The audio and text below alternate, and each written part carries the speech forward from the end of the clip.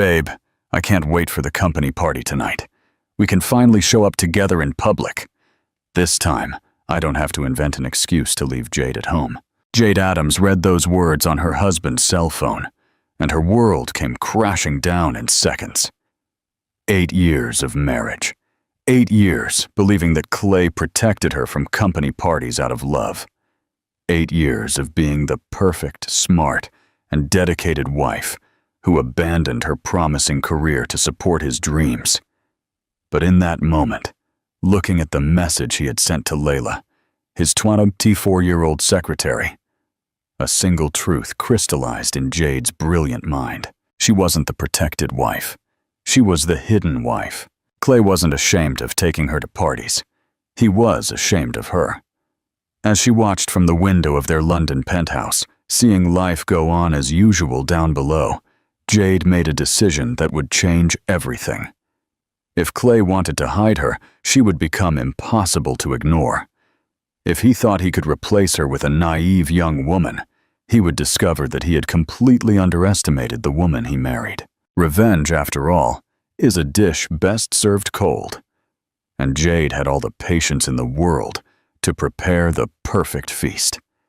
At the next company party, the one where Clay would finally introduce Layla as his new partner, he would receive the surprise of his life. Because Jade Adams, the simple woman he was so ashamed to show off, was about to transform into the most wonderful first he had ever faced. The game had begun. And this time, Jade would set the rules. Subscribe to our channel for more stories like this. The discovery. The London sun was relentless on the windows of their penthouse apartment in Shoreditch, but Jade barely noticed the warmth. Her dark eyes, normally bright and expressive, were fixed on the screen of the cell phone, trembling in her delicate hands. The messages she had just discovered on Clay's phone were like stabs to her heart. Babe, I can't wait for the company party tonight. We can finally show up together in public, Layla, her husband's secretary, had sent. Me too, my love. This time I don't have to invent an excuse to leave Jade at home, replied Clay, the man she had shared the last 8 years of her life with. Jade closed her eyes, feeling the world crumble around her. How many times had Clay said that company parties were just business, that it would be tedious for her, that he preferred to protect her from the hostile corporate environment? How many times had she believed him, even feeling special for having such a thoughtful husband? Now it all made sense. The constant work trips, the whispered phone calls, the different perfume on his clothes, the nights he came home too late for any business meeting. Clay wasn't protecting her. He was hiding her. The 29-year-old woman rose slowly from the Italian leather sofa they had chosen together on their honeymoon in Milan. Her bare feet touched the cold marble floor as she walked to the balcony that offered a panoramic view of the city. Down below, life went on as normal. Cars honked, people hurried, street vendors shouted their offers, as if the world hadn't just ended for her. Jade was everything any man could desire.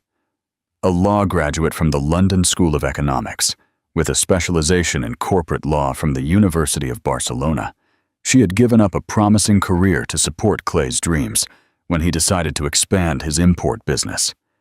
Her beauty was natural and striking. Black hair fell in soft waves over her shoulders. Her fair skin contrasted perfectly with her almond-shaped eyes, and a smile that lit up any room. But more than her appearance, it was her intelligence that had always caught people's attention. Jade possessed an analytical and strategic mind that had helped Clay build his business empire, even if he never publicly acknowledged her contribution.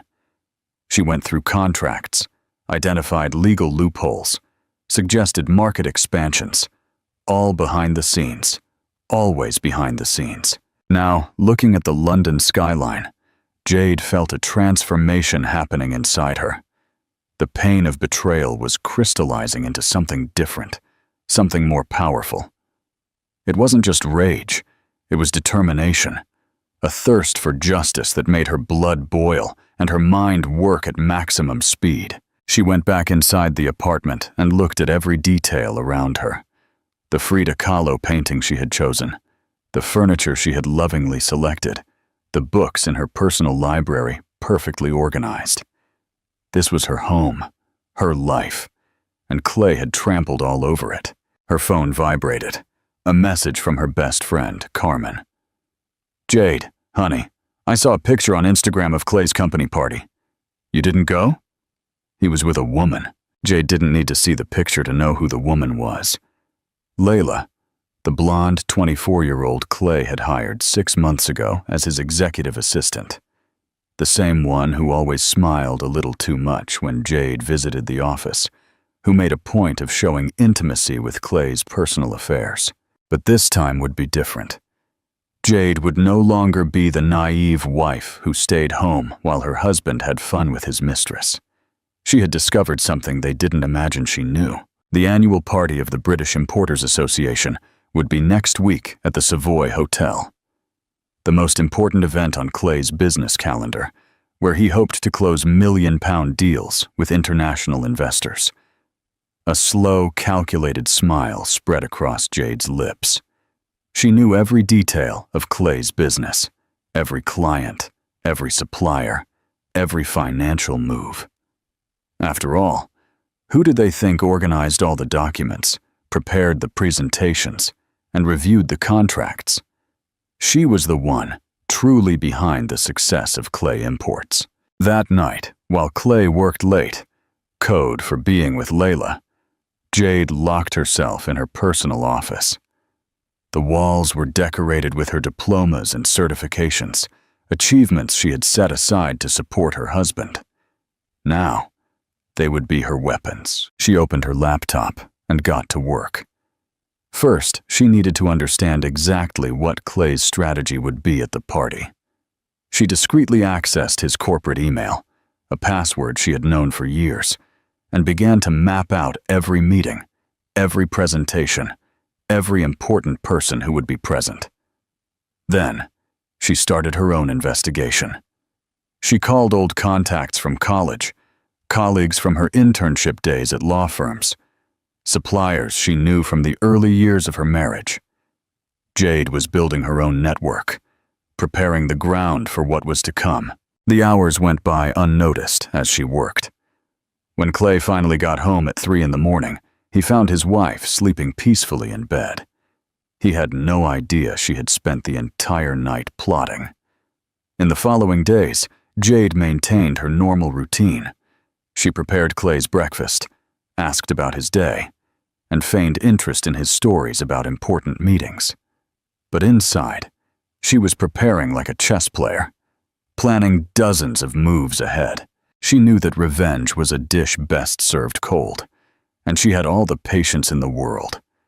Clay and Layla had underestimated the wrong woman. Soon, they would discover that Jade wasn't just a trophy wife. She was a force of nature. When the night of the party arrived, Clay's world would fall apart, and Jade would be there to see every second of his humiliation. The first move of the game had begun, and she already had several moves of an advantage. What would you do if you discovered a betrayal like this? Confront him immediately or plot your revenge? Leave your opinion in the comments below. The plan. A week had passed since the devastating discovery, and Jade had completely transformed. On the outside, she maintained the same routine as always. She woke up early, prepared coffee, and saw Clay off with a kiss on the cheek. But inside, a war machine was operating at full capacity. On that Tuesday morning, while Clay was in the shower humming a song, probably thinking about Layla, Jade was in her private office, finalizing the last details of her plan. She had spent entire nights studying her husband's every move, every behavioral pattern, and every weakness she could exploit. Her first move had been brilliant in its simplicity. Jade had sought out Helen Vasquez, London's most renowned corporate event organizer. Helen was known for her impeccable contacts and absolute discretion. Exactly what Jade needed. "Mrs. Adams," Helen had said during their meeting at a discreet cafe in Notting Hill, "I understand your situation perfectly. Many women go through what you're going through, and yes, I can help you. The plan was elegant. Helen would get Jade a VIP invitation to the British Importers Association party, not as Clay's wife, but as a representative of a fictitious group of European investors interested in the Latin American market. The identity would be built with flawless documents, something Helen had already done for other clients in similar situations. But Jade wouldn't stop there. She had discovered something that made everything even more delicious. Ricardo Mendoza, Clay's biggest rival in the import sector, would be at the party. Ricardo was a 55-year-old man, elegant and extremely successful, who had always shown a discreet interest in Jade at the few social events they had attended together in the past. Over the last few days, Jade had casually run into Ricardo at a few strategic locations in the city. First at Starbucks, where she forgot to bring money, and he graciously paid for her coffee. Then at the Tate Modern, where they had a fascinating conversation about the exhibition of contemporary artists. Ricardo was intelligent, cultured, and clearly attracted to her. "You have a unique perspective on art, Jade," he had commented, while they observed a work by Gabriel Orozco. "It's a shame Clay doesn't share your cultural interests."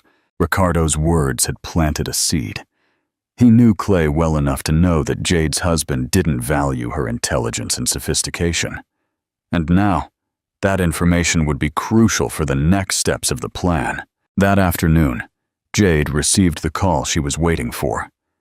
It was Carmen, her best friend, who worked as a society journalist for one of London's most important magazines. "Jade, I got the information you asked for," Carmen said in a low voice.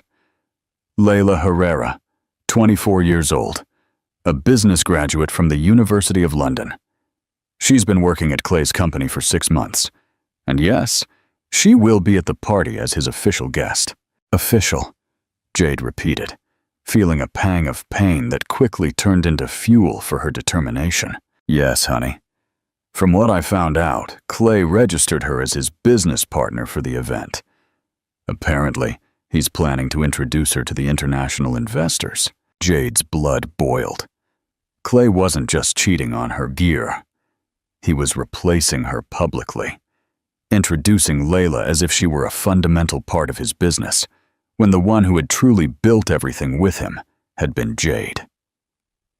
But this information only solidified her resolve. If Clay wanted to play this way, she would play better. That night, after Clay left for one of his late meetings, Jade put the second phase of her plan into action. She called Miguel Santos, one of London's most respected corporate lawyers. Miguel had been her professor at the university and had kept in touch over the years. "Jade, what a surprise to hear your voice," Miguel had said, genuinely happy. "How are things? I still regret you left law. You were one of the brightest minds in your class." "Miguel, I need your help with something delicate," Jade had replied. "Could you meet me tomorrow? It's about a rather complex business matter." The meeting was scheduled for the next day at Miguel's elegant office in the West End. When Jade arrived, wearing an impeccable black suit that accentuated her elegant figure and natural authority, Miguel couldn't hide his admiration. "You're radiant, Jade. What can I do for you?" Jade explained her situation with the coldness of an experienced negotiator. She didn't mention the betrayal. That would be irrelevant to the legal aspects. Instead, she focused on the facts. She wanted to understand her rights as a spouse regarding the family business, especially considering her unrecognized contribution to the company's growth. "Interesting," Miguel murmured as he took notes. "Do you have documentation of those contributions?" Jade smiled. For 8 years, she had meticulously kept copies of all the contracts she had reviewed, all the market analyses she had prepared, and all the strategies she had developed. Clay had never known about this organization. He assumed she just helped a little and then forgot everything. "I have everything documented, Miguel. Every email, every file, every contribution. Clay never imagined I kept such detailed records." Miguel's eyes lit up with professional interest. Jade, this is pure gold. With this documentation, we can prove a substantial intellectual contribution to the business. If something were to happen to your marriage, something may be about to happen, Jade interrupted softly. Meanwhile, in another part of the city, Clay was at an intimate restaurant with Layla, planning how to introduce her at the party next week. They had no idea that their every move was being carefully watched and cataloged by Jade. "Babe, you'll see how wonderful it will be," Layla whispered, playing with her blonde hair. "We can finally be a real couple in public." "Yes, my love," Clay replied, holding her hand across the table. "After the party, I'm going to talk to Jade about a divorce. I can't live this lie anymore." If they had known that Jade had already discovered everything and was orchestrating their public destruction, they might not have been smiling with such confidence. The next morning, Jade woke up with a sense of power she hadn't felt in a long time. Today would be the day to begin the final phase of her plan. She put on a navy blue dress that brought out her eyes, applied flawless makeup, and tied her hair back in an elegant bun. When Clay came down for coffee, he found his wife more beautiful than ever. "You look beautiful today, Jade," he commented, but there was something distracted in his voice. His mind was clearly somewhere else, or rather, with someone else. "Thank you, darling," she replied with a serene smile. "I have an important meeting today." "A meeting?" Clay seemed surprised. It had been months since Jade had mentioned any professional commitments. "Yes. I'm thinking of going back to work. Maybe it's time to resume my career." Clay almost choked on his coffee. The idea of Jade returning to the job market clearly bothered him. An independent wife would be an obstacle to his plans with Layla. "But darling, there's no need. I take care of everything. You know that." "I know, love," Jade replied, kissing his forehead. "But a woman needs to feel useful, don't you think?" After Clay left for work, Jade allowed herself a moment of satisfaction. In a few days, at the most important party of her husband's career, she would emerge as the hurricane he never saw coming. The revenge was taking shape and would be sweeter than she ever imagined. Do you think Clay and Layla deserve what's about to happen to them? The gala only 3 days remained until the British Importers Association party, and Jade was finalizing the last details of her transformation. She had spent the morning at one of London's most exclusive salons, where a team of professionals worked to enhance her natural beauty to a level that was breathtaking. Her dark hair now fell in perfect waves that framed her face in a cinematic way. The makeup, applied by an artist who worked with celebrities, highlighted her almond eyes in a way that was both elegant and hypnotic. Her nails, painted in a shade of red that symbolized power, completed the transformation. But the real change wasn't physical. It was internal. Jade had regained the confidence she had abandoned during the years of her marriage. Now, when she looked in the mirror, she saw the brilliant and determined woman she had been before meeting Clay again. Her first stop after the salon was at Paloma Herrera's boutique, one of Mexico's most renowned designers. Jade had scheduled a private meeting to choose the dress she would wear to the party, a piece that needed to communicate power, elegance, and a very clear message that she was no longer the submissive wife everyone knew. "Mrs. Adams," Paloma greeted her with a genuine smile. "It's a pleasure to see you again. I heard you were looking for something special." "Very special," Jade confirmed. "I need a dress that makes an unforgettable entrance." Paloma, who had dressed first ladies and international stars, immediately understood the mission. "I have exactly what you need." The dress was a masterpiece, an exclusive model in emerald green Italian silk that contrasted perfectly with Jade's skin. The cut was impeccable, elegant enough for the corporate environment, but with a touch of sensuality that would ensure all eyes turned to her. The piece cost the equivalent of 3 employees' monthly salaries, but Jade didn't hesitate. After all, she had helped build the fortune she would now use for her revenge. "It's perfect," she murmured, observing herself in the mirror. Absolutely perfect. Meanwhile, a few blocks away, Clay was in his office trying to concentrate on work, but his mind was completely occupied with thoughts of Layla. He had spent the morning on WhatsApp with her, planning every detail of how they would present themselves at the party. "Babe, I bought a light pink dress for the party," Layla had written. "Do you think it looks good on me?" "You look beautiful in any color, my love," Clay had replied. "I can't wait to introduce you to everyone as my partner." What Clay didn't know was that Jade had access to all these conversations. Over the past few days, she had discreetly installed monitoring software on his phone, a skill she had developed during her digital law studies. Every message, every plan, every move they made was known to her before it even happened. That afternoon, Jade had her last meeting with Helen Vasquez to finalize the details of her fake identity for the party. Helen had created a perfect character. Jade would be introduced as Jade Montenegro, a representative of a consortium of European investors interested in expanding business in Latin America. "All the documents are ready," Helen explained, handing her an elegant folder. "Your business card, credentials of the fictitious company, even a professional website we created. You will be one of the most important people at the party. And the contacts you mentioned? Ah, yes. Ricardo Mendoza has already confirmed his presence, and I discreetly let slip that a very interesting female investor would be there.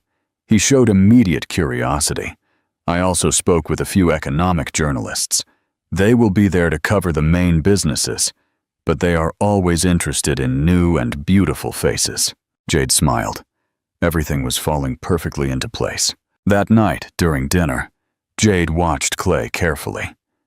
He was visibly nervous, constantly checking his phone and seeming distant. Clearly, the proximity of the party and the prospect of finally going public with his relationship with Layla made him anxious. "You seem worried, darling," Jade commented casually, delicately cutting the salmon on her plate. "Oh, it's just work. You know how these corporate parties are. A lot of stress, a lot of important business." "I imagine so. Are you going alone?" For a brief moment, Clay hesitated. Jade could see the internal conflict reflected in his eyes. Part of him wanted to tell the truth, to get rid of the lie, but another part still didn't have the courage. "Yes, it's alone. You know you don't like those things." "True," Jade agreed, taking a sip of wine. "But sometimes I wonder if I shouldn't force myself to participate more in your professional life. After all, we're a team, aren't we?" The irony in her voice went completely unnoticed by Clay, who was too busy answering a message from Layla under the table. Later that night, after Clay fell asleep, Jade locked herself in her office to do the final checks of her plan. She had created a detailed timeline of how everything would happen at the party. 7:30 p.m. Clay and Layla's arrival at the event. Ordupam, Jade's arrival as Jade Montenegro. 8:15 p.m. First strategic contact with Ricardo Mendoza. 8:30 p.m. Gradual approach to the business circles where Clay would be. 900 p.m. The moment of revelation. Every minute was planned with military precision. Jade knew exactly where Clay would be at every moment, who he would talk to, and what deals he would try to close. After all, she had organized his agenda for years. Jade's phone vibrated. It was a message from Carmen. "Honey, I got more information. Layla is telling all her friends that she's going to debut as Clay's official girlfriend at the party. She even posted a picture on Instagram stories trying on dresses with the caption, 'Special night coming.'" Jade sighed.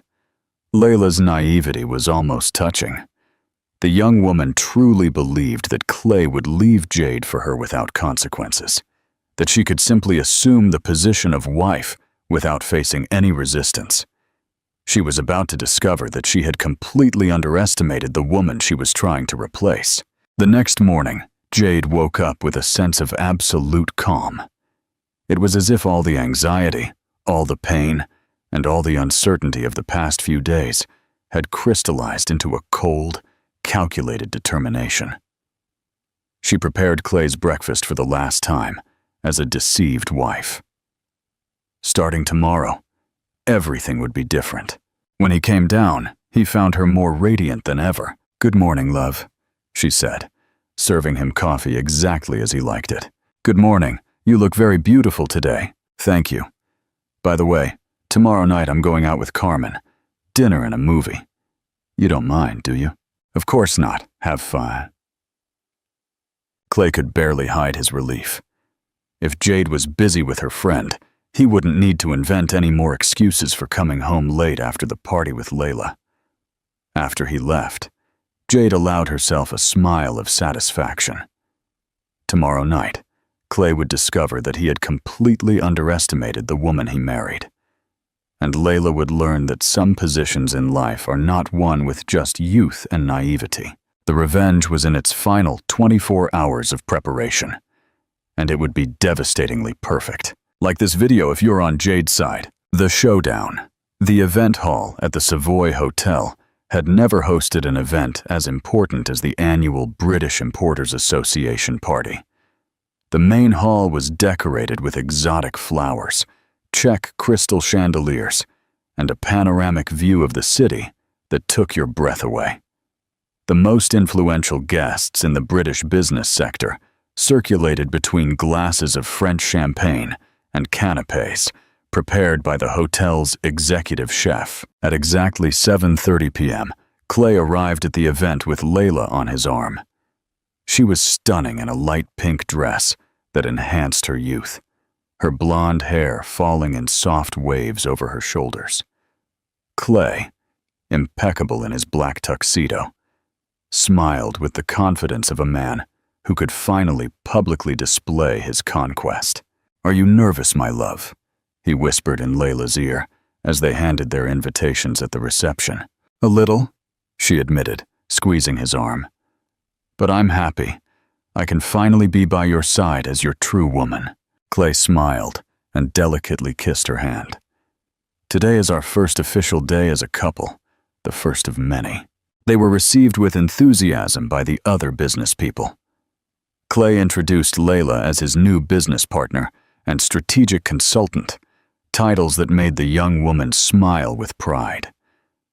She didn't notice the curious and slightly malicious glances from some of the wives present, experienced women who immediately recognized the dynamic of the situation. Meanwhile, 20 miles away, Jade was making the final touches to her preparation. She looked at herself in the full-length mirror of her closet and barely recognized the woman staring back.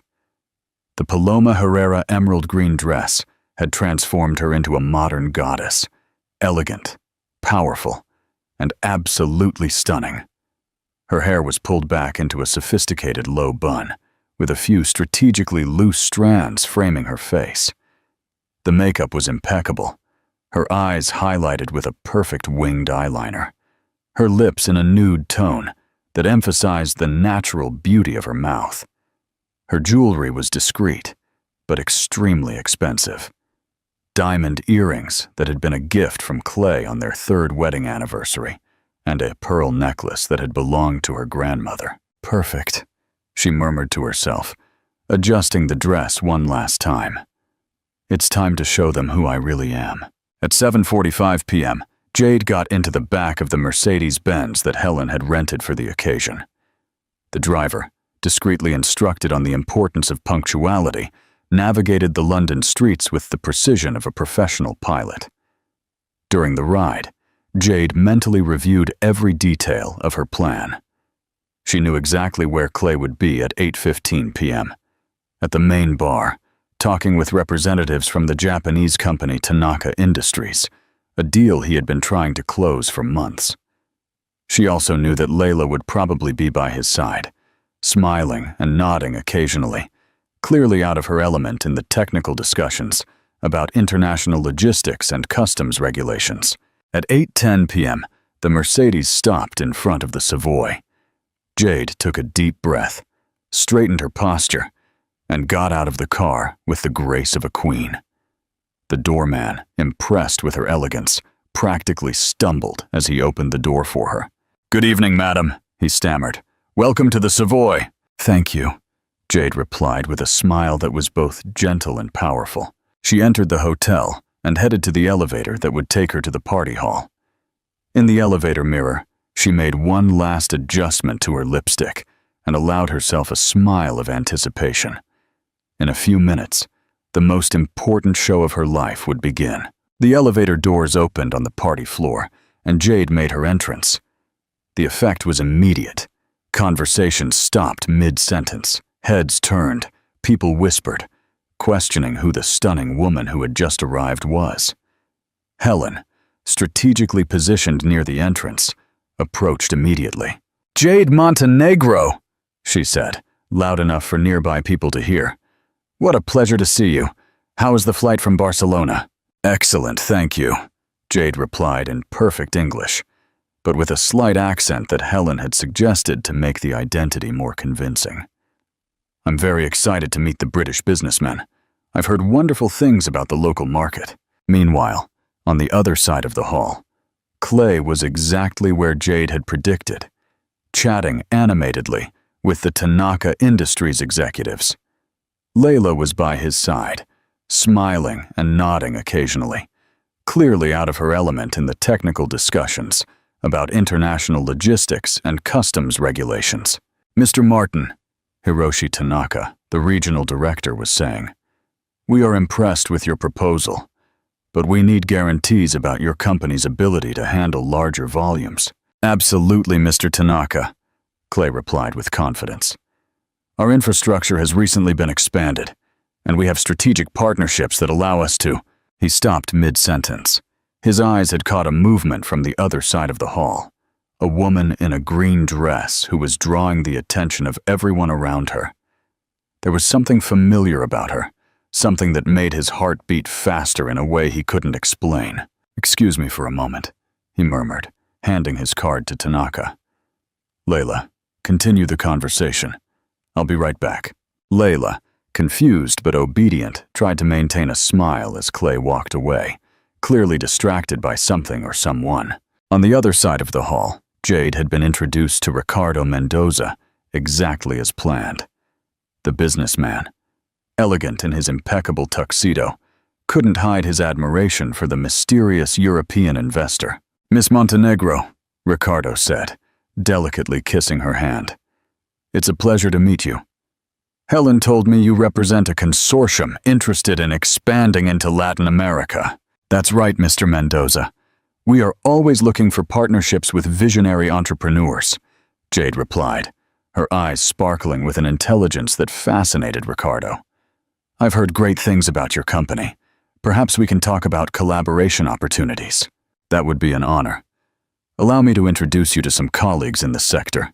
As Ricardo guided her through the hall, Jade kept a part of her attention focused on Clay. She could see him approaching slowly, clearly intrigued by her presence. The plan was working perfectly. "Ricardo," she said softly, "isn't that Clay Martin from Clay Imports over there? I've heard a lot about his company." "Ah, yes.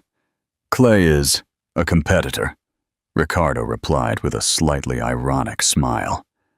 "A competent businessman, I must admit, although his methods are sometimes questionable."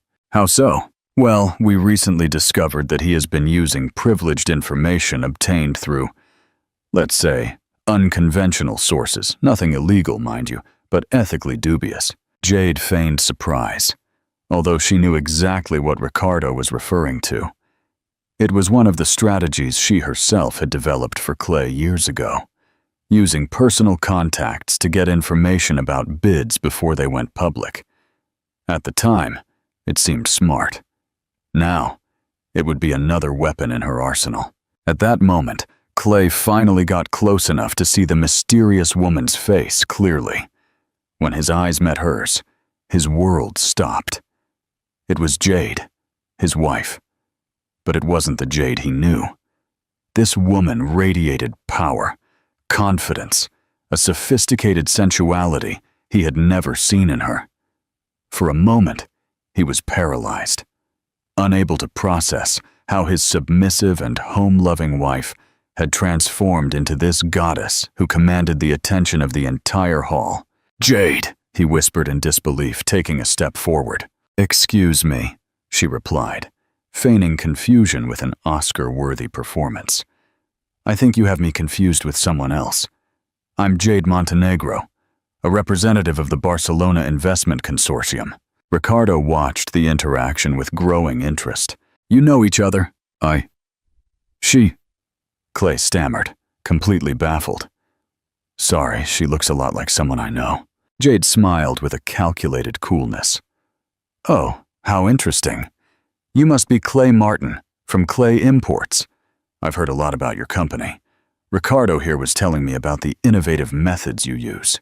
The word innovative carried a tone that made Clay shiver. There was something in those eyes, his wife's eyes, that warned him something was terribly wrong. "Jade, what are you doing here?" he whispered, low enough for only her to hear. "I'm sorry, Mr. Martin, but you keep confusing me with someone. Perhaps we should focus on business. I heard you were trying to close a contract with Tanaka Industries." Clay's blood ran cold. How did she know about the deal with the Japanese? It was confidential information he had only shared with one person. His eyes went back to Layla, who was still on the other side of the hall, trying to keep a conversation going with the Japanese executives. Suddenly, everything started to make sense. Jade knew. Somehow, his wife had discovered everything.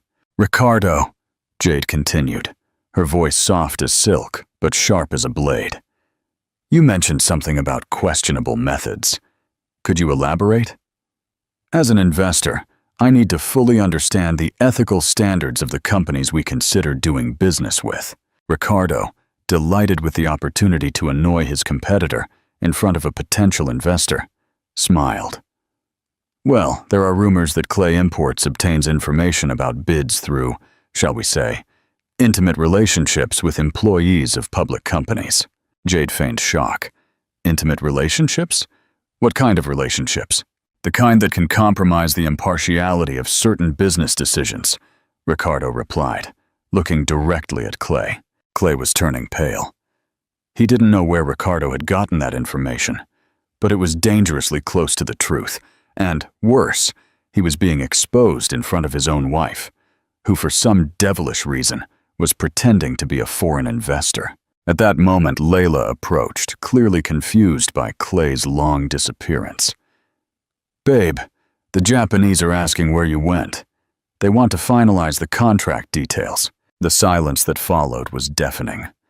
Layla had just called Clay Babe in front of Ricardo Mendoza and the mysterious investor. Worse, she hadn't realized that the investor was, in fact, her lover's wife. Ricardo raised an eyebrow, clearly understanding the situation. Jade maintained an expression of mild confusion, as if she didn't fully comprehend the personal dynamics she was witnessing. "Your secretary?" Jade asked Clay innocently. She... Clay was completely lost. How to explain Layla without exposing the affair? How to maintain the professional facade when his personal life was imploding in public? "Actually," Layla said, with a naive confidence that made Jade feel a mix of pity and irritation. "I'm Clay's business partner and also, well, we're a couple." Well, the words echoed through the group like a bomb. Ricardo couldn't hide a satisfied smile.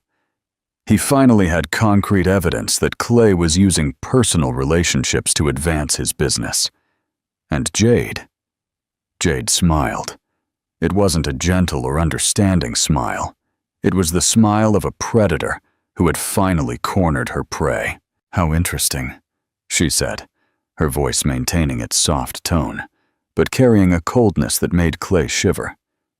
"And his wife? Does she know about this partnership?" Comment your thoughts on the final outcome, the final triumph. The 5 seconds of silence that followed Jade's question seemed like an eternity. Clay was frozen, his hands trembling slightly as he processed the magnitude of what was happening. Layla, still unaware of the investor's true identity, smiled with the naivety of someone who believed she had finally won her place in the sun. His wife? Layla laughed, a crystalline sound that cut through the air like a funeral bell. Oh, Miss Montenegro, that's a complicated story. Clay is in the process of separating from his wife. She's a very simple woman. She doesn't understand anything about business, you know. She stays home, has no ambitions. She's not like us, modern and independent women. Every word of Layla's was like a stab to Clay's heart, who watched in horror as his mistress destroyed any chance of getting out of this situation with dignity. Ricardo watched everything with the interest of someone who was witnessing the collapse of his biggest competitor. And Jade maintained her icy smile, preparing for the final blow. What an interesting perspective, Jade said softly. And tell me, Miss, I'm sorry, I didn't catch your name. Layla Herrera, the young woman replied with pride. I graduated in business from the University of London and have been working as a strategic consultant for Clay Imports for a few months. Strategic consultant, Jade repeated, savoring each word. What impressive responsibilities for someone so young.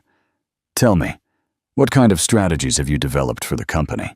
Layla blushed, clearly unsure how to answer. Her role in the company was basically decorative.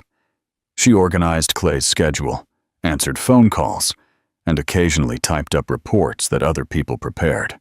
Well, I help with the general organization of operations. General organization, Jade murmured, pretending to take mental notes.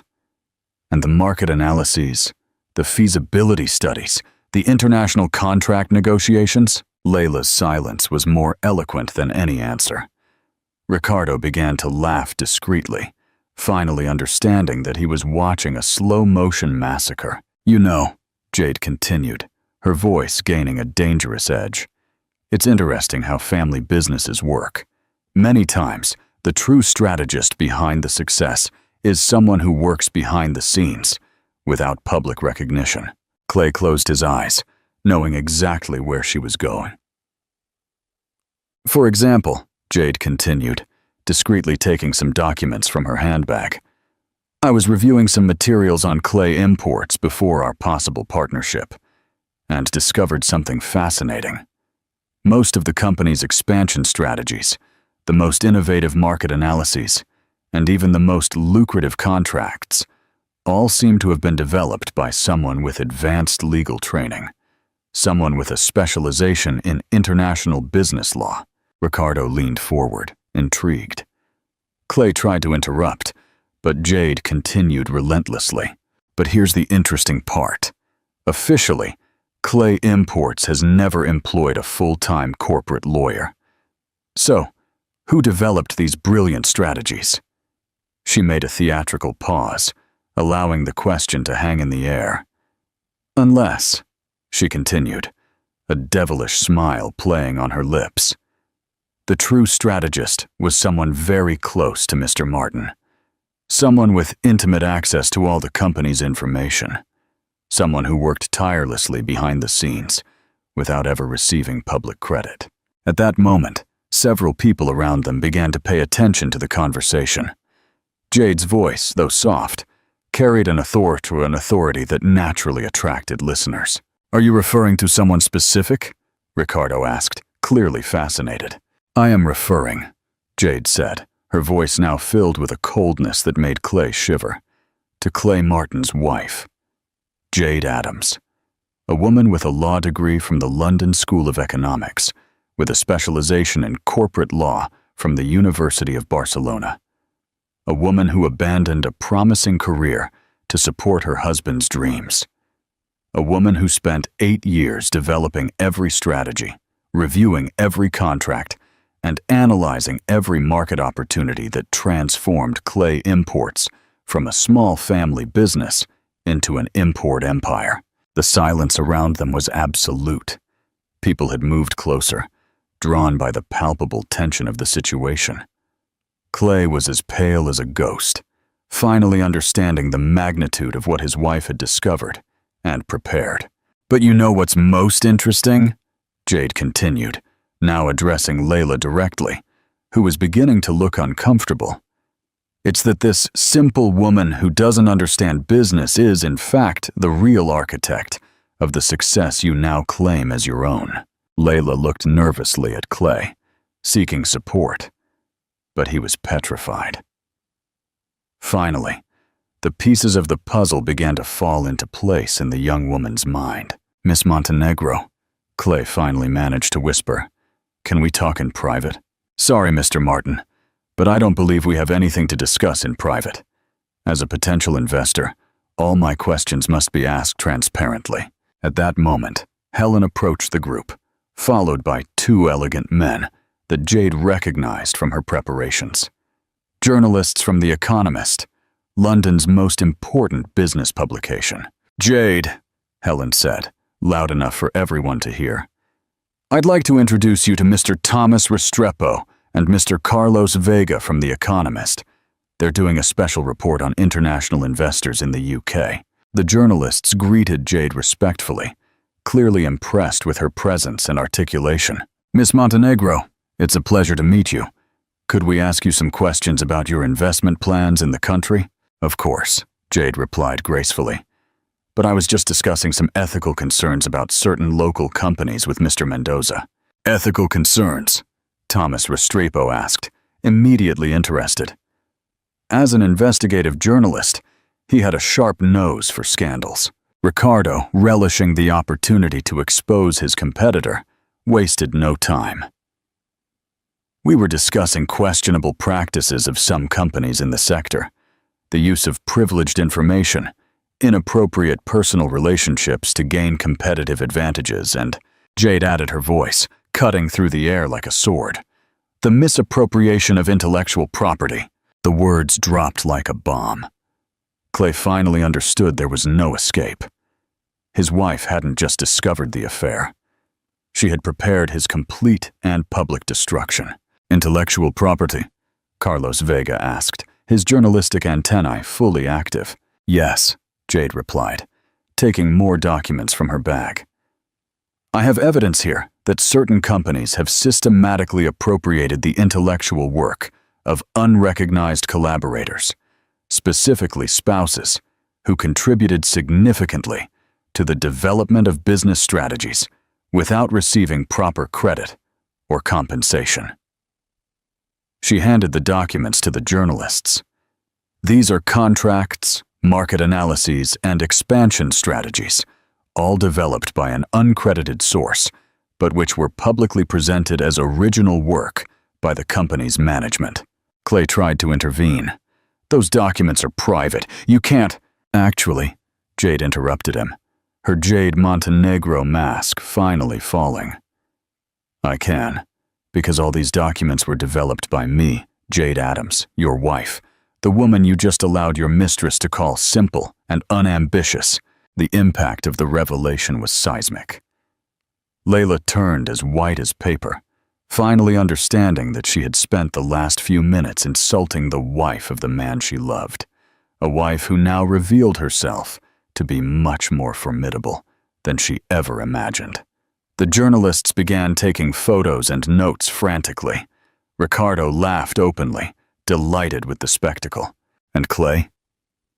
Clay collapsed into a nearby chair, finally understanding that he had lost everything.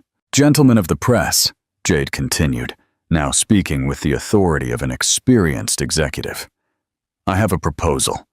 How about an exclusive interview about female intellectual property in the business world?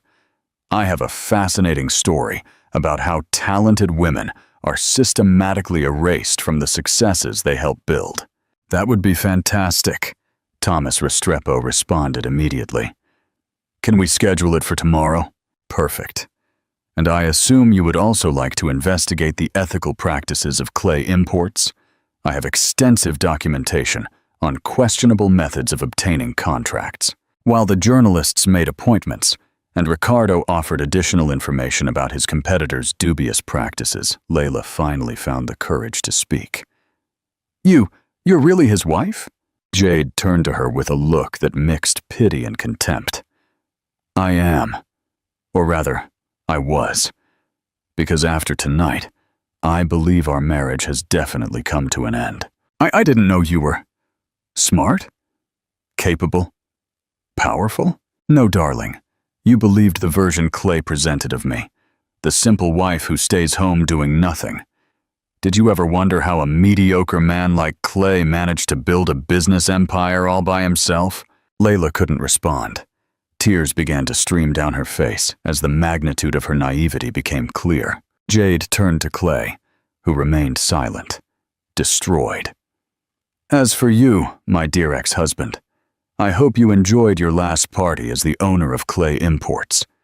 Because starting tomorrow, when my lawyers file for divorce, you will find out exactly what percentage of the company legally belongs to me. She paused, allowing the words to sink in.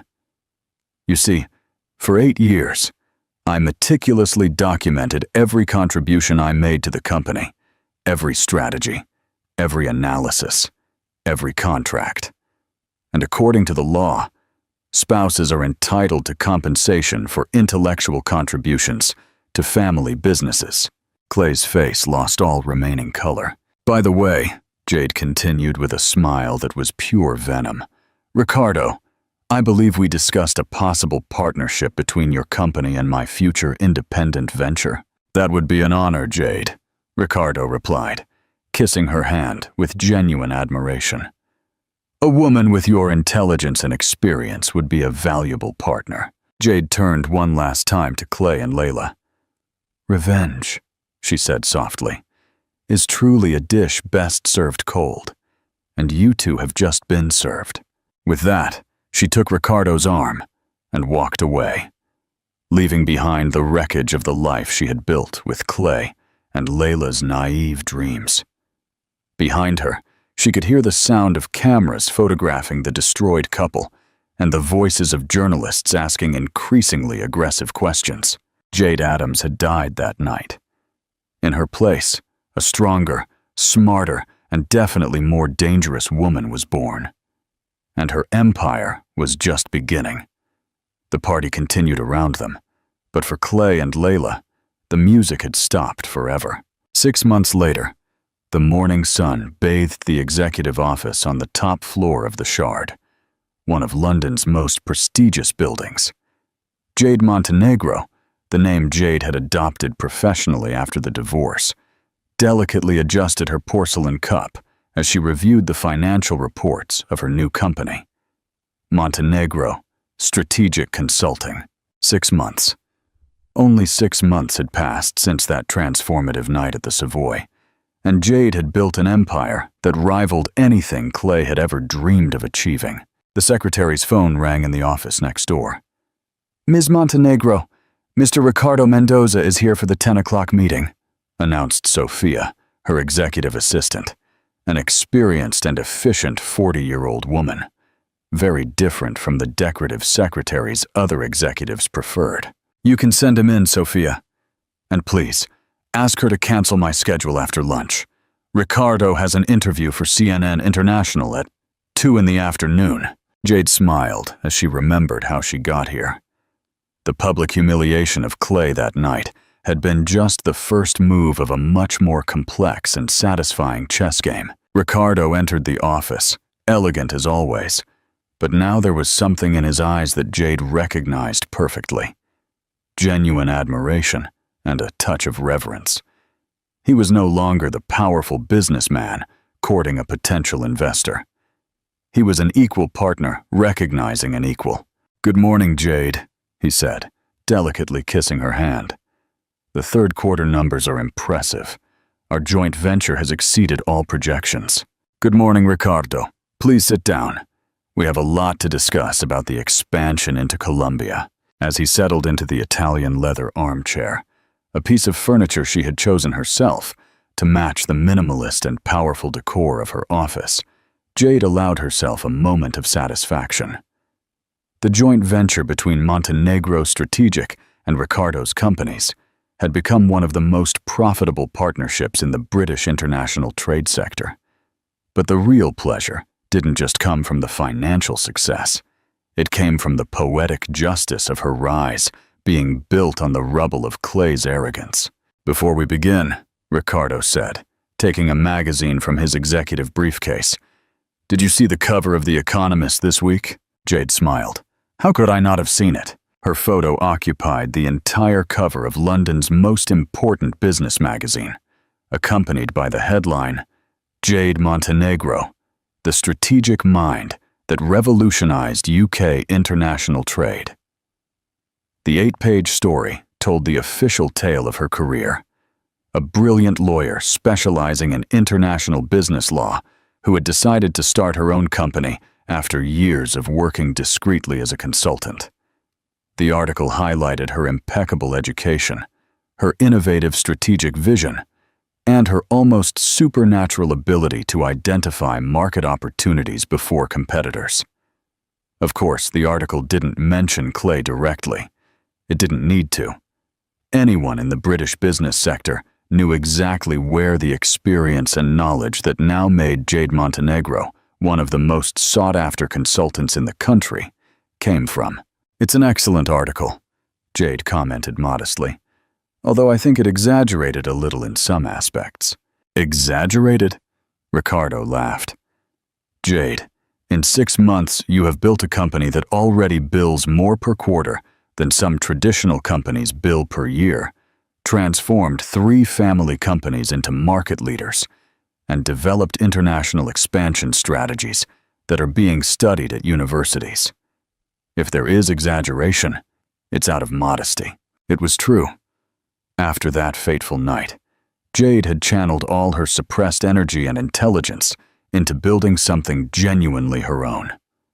Every client she won, every successful strategy she implemented, and every million-pound contract she closed was a silent declaration of her true worth. And the clients came in droves. Businessmen who had known her work behind the scenes at Clay Imports could finally hire the mind behind the strategies they so admired directly. International executives who had been impressed by market analyses developed by Clay's team discovered that they could work directly with the true author. Jade's phone vibrated discreetly. A message from Carmen, her best friend, and now the director of communications for her company.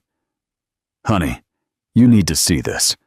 I just got a call from Forbes UK. They want to include you on the list of the 30 most influential businesswomen in the country. And there's more. CNN UK wants to do a documentary about women who have turned personal failures into spectacular business successes." Jade typed quickly. "Schedule the interviews. And Carmen, thank you for always being by my side." "Is it good news?" Ricardo asked, noticing her smile. "There's always good news when you control your own narrative," Jade replied philosophically. "But let's talk business. How are the negotiations with the Colombian group?"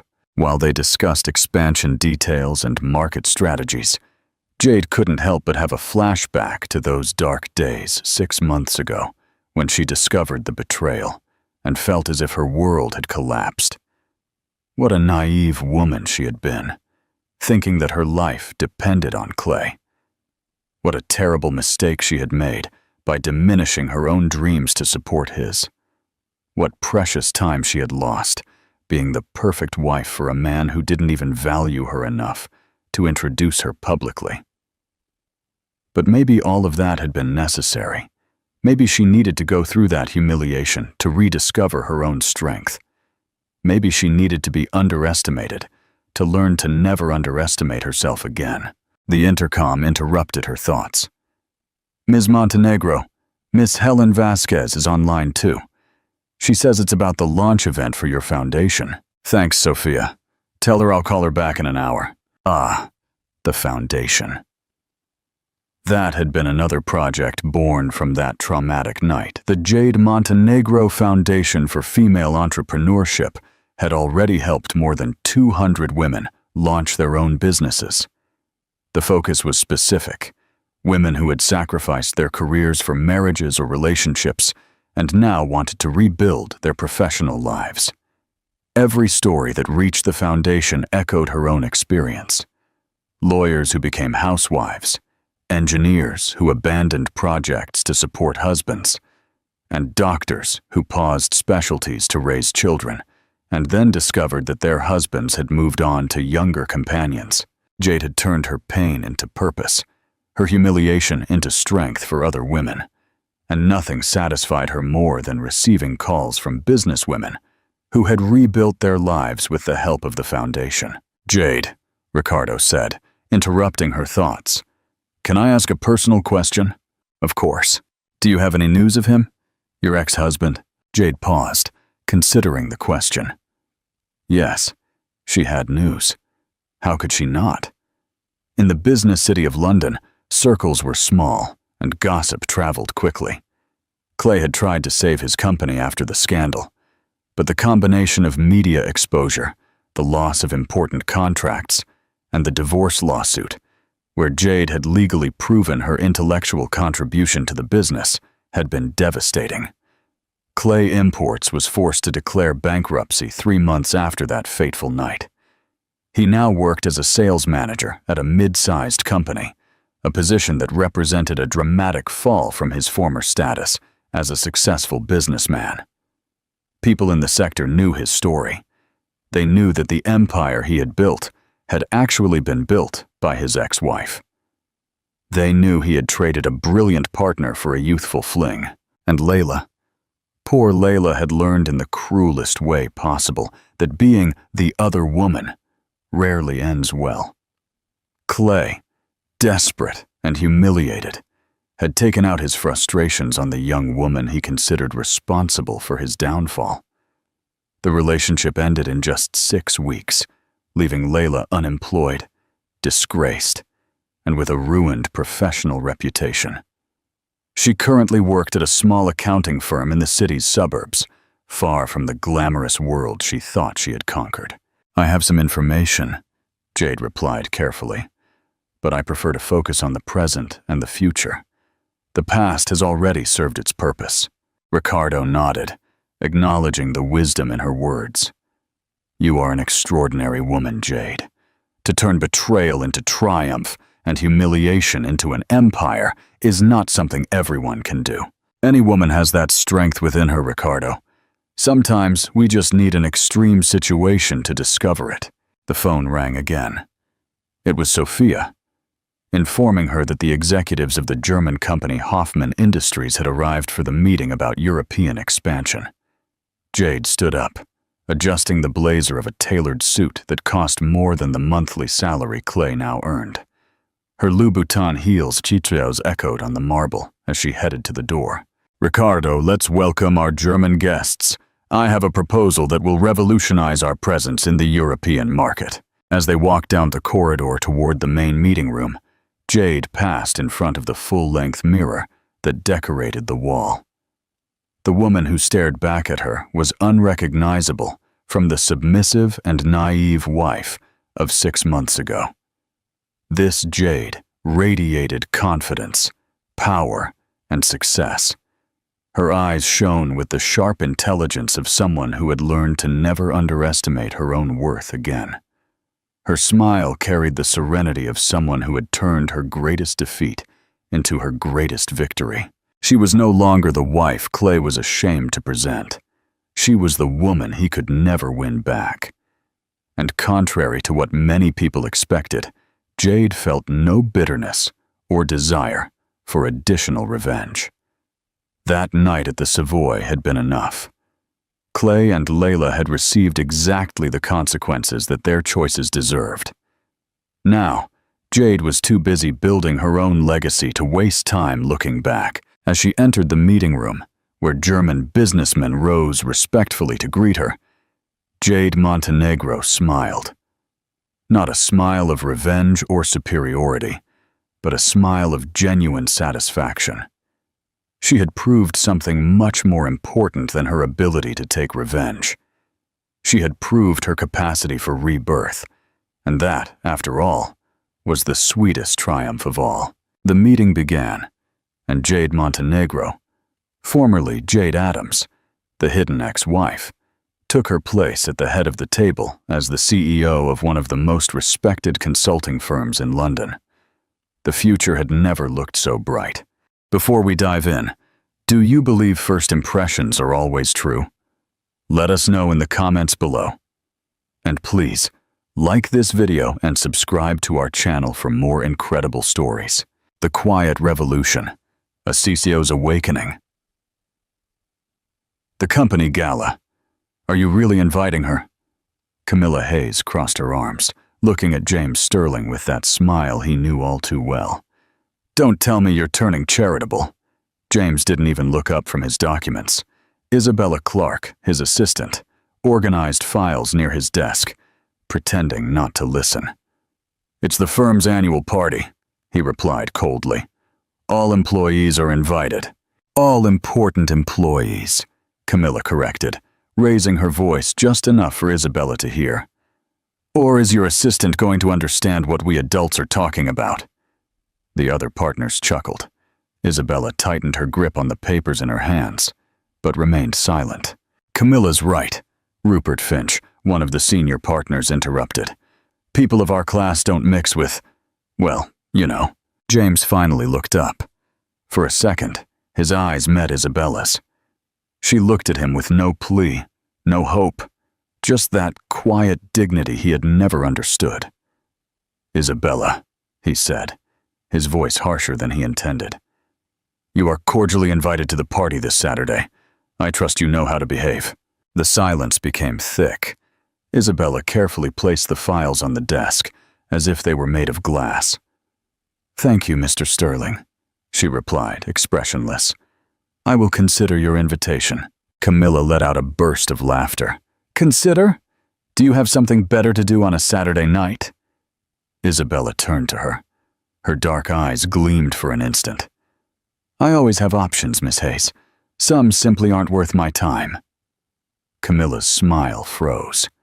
The partners exchanged uncomfortable glances. Well, James murmured, clearing his throat. Then that's settled.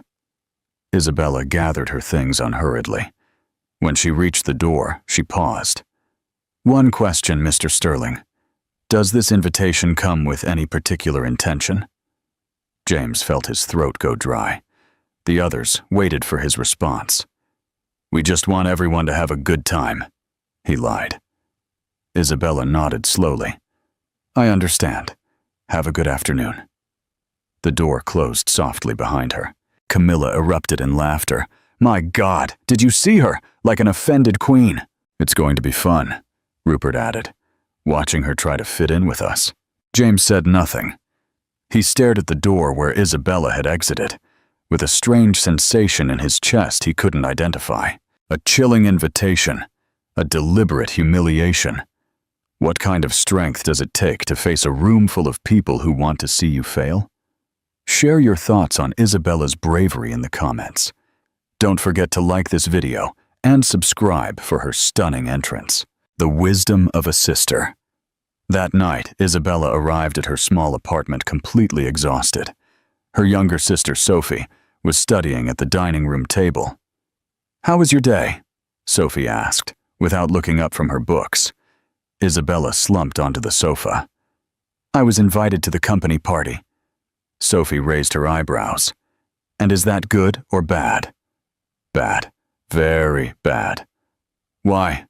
Isabella closed her eyes. She could still hear Camilla's laughter, see the partners' mocking glances. Because they didn't invite me to include me, Sophie. They invited me to humiliate me. Her sister put down her pencil and moved closer to the sofa. Isabella, look at me. Isabella opened her eyes. Sophie had that serious expression she used when she wanted to give important advice. What do you want to do? Stay home. Pretend I'm sick. Is that what you really want? Isabella sighed. No, I want to go and prove them wrong about me, but I'm scared of making a fool of myself. Sophie sat beside her. Sister, you've been working at that firm for 3 years. You've seen how they behave, how they talk, how they move in their world. Do you think you can't do the same? They were born into that world. I wasn't. But you're smarter than all of them put together. Sophie took her hand. And you have something they'll never have. What? Real class. Not the kind you buy with money, but the kind you carry in your soul. Isabella felt her eyes fill with tears. What if I make a mistake? What if I just confirm what they already think of me? Sophie squeezed her hand. Then you'll make a mistake with your head held high. But Isabella has always been bigger than that place. It's time they realized it. Isabella remained silent, looking out the window at the city lights. Somewhere, James and Camilla were in their world of luxury, sure that she wouldn't dare to show up. Perhaps it was time to surprise them, the grand entrance. On Saturday night, the ballroom of the city's most exclusive hotel buzzed with elegant conversations and rehearsed laughter. James adjusted his tie for the 10th time, looking towards the entrance every few minutes, waiting for someone. Camilla appeared beside him, radiant in a golden dress that had cost more than Isabella's monthly salary. "I'm just making sure everything's in order," he lied, taking a sip of his whiskey. "Relax, love. Your little assistant surely stayed home watching soap operas." Camilla laughed. It's obvious she wasn't going to come. Rupert approached with 2 other partners, all with drinks in hand. "Still waiting for the show?" he asked sarcastically. "I bet she doesn't even have a decent dress. Or maybe she's coming in her office uniform," another added, provoking laughter. James forced a smile, but something in his stomach twisted. A part of him hoped Isabella wouldn't come, to avoid the humiliation they had all planned. Another part wanted to see what would happen if she dared. "Ladies and gentlemen," the master of ceremonies announced, "dinner is served." Guests began to move towards the main dining room. James was walking with Camilla when the murmur of conversations abruptly ceased. He turned towards the entrance and felt the air escape his lungs. Isabella was in the doorway, completely still. She wore a classic red dress, simple but perfectly cut, that enhanced her figure without exaggeration. Her dark hair fell in soft waves over her shoulders. She wore no flashy jewelry, just small earrings that sparkled discreetly. Her eyes calmly scanned the room, as if she owned the place. The silence stretched for seconds that seemed eternal. Some guests looked at her with curiosity, others with poorly disguised surprise. Isabella began to walk. Her steps were sure, measured. She didn't look at the floor, nor did she seem nervous. She moved as if she had been born in opulent ballrooms. "My God," someone whispered behind James. "Who is that woman?" Camilla had paled, her hand clutching James's arm. "It's," she whispered. "It's impossible. How can she look like that?" Isabella approached the main group. When she stood before James, she gave a slight nod. "Good evening, Mr. Sterling. Thank you for the invitation." Her voice sounded serene, polite. None of the shyness she showed in the office. "Isabella." James could barely articulate her name. "You look different." She smiled, and that smile completely transformed her face. "Different? I just put on a dress, Mr. Sterling. Nothing more." Rupert coughed uncomfortably. "Yes, well, what a surprise to see you here." "Surprise?"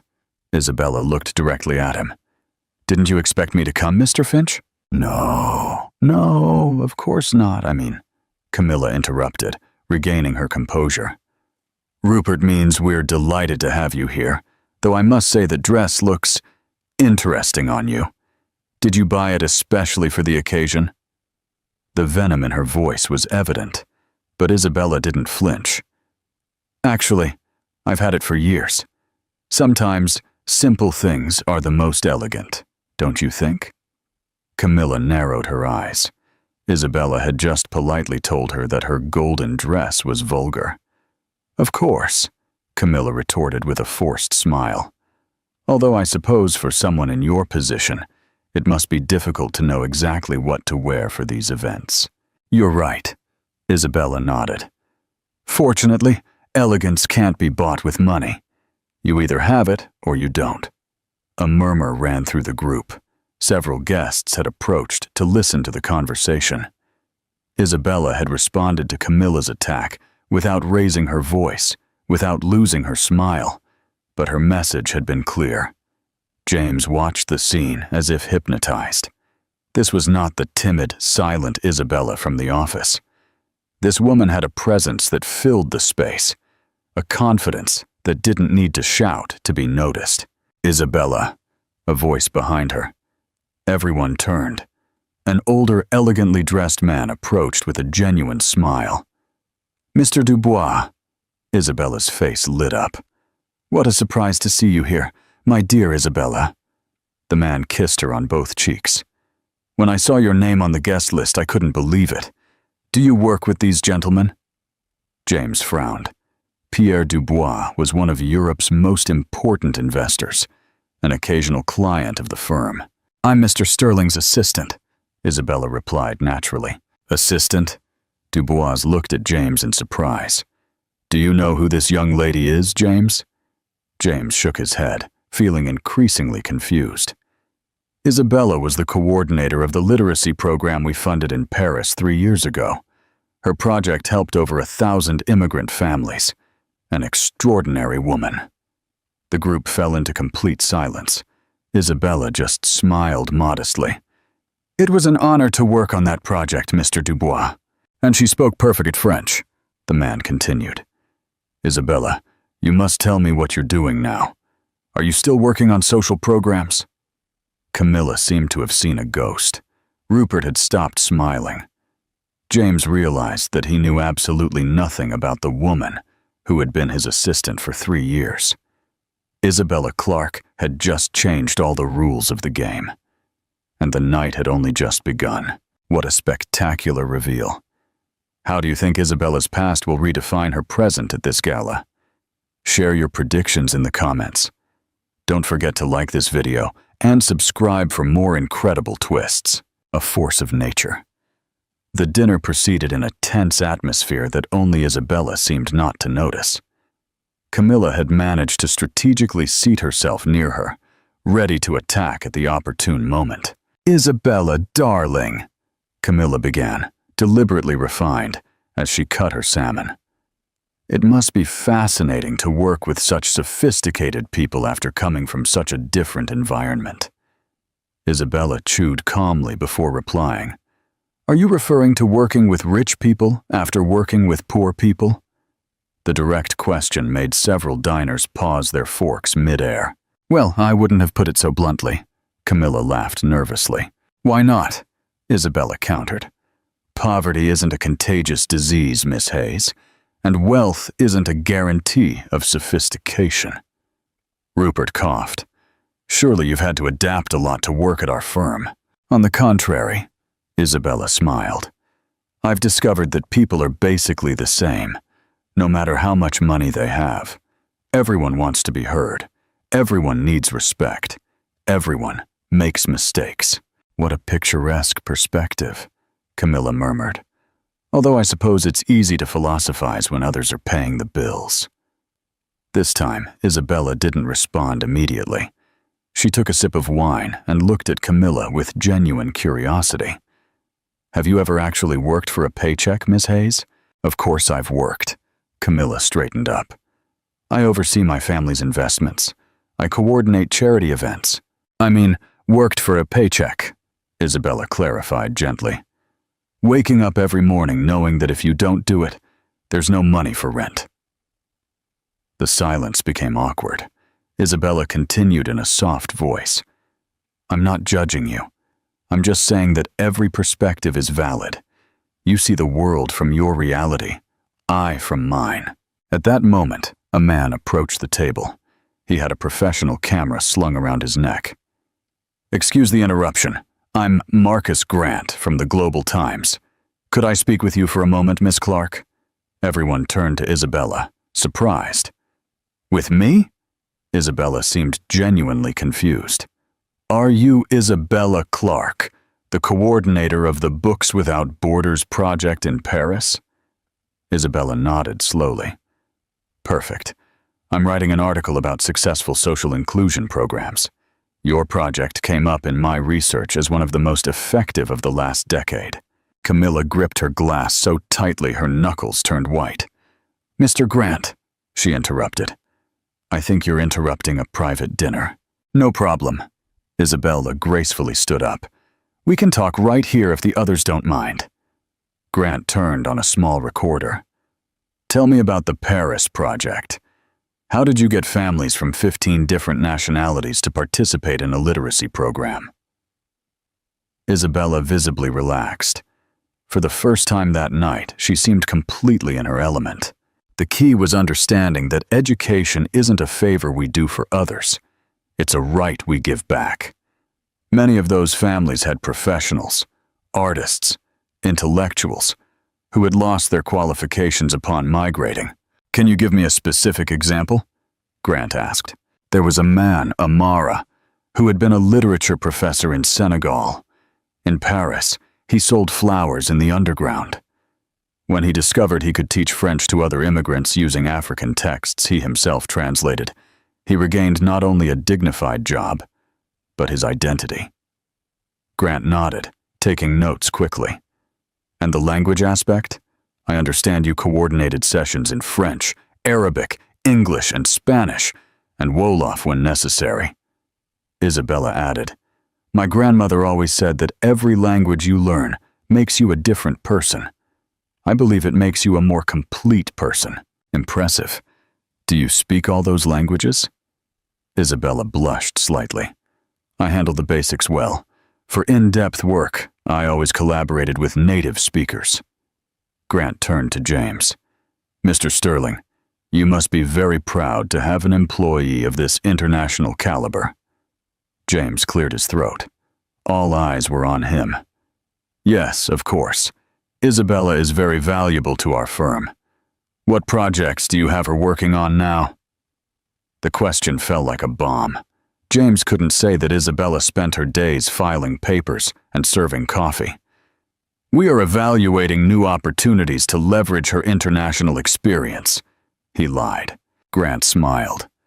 Excellent. The world needs more initiatives like Miss Clark's. Could we take some photos? For the next few minutes, Isabella posed for several photographs. She looked natural, comfortable. She answered questions with intelligence and humility. She spoke of her projects without sounding boastful. When Grant left, the table was in absolute silence. Isabella returned to her seat, as if nothing had happened. Well, she said, taking her drink.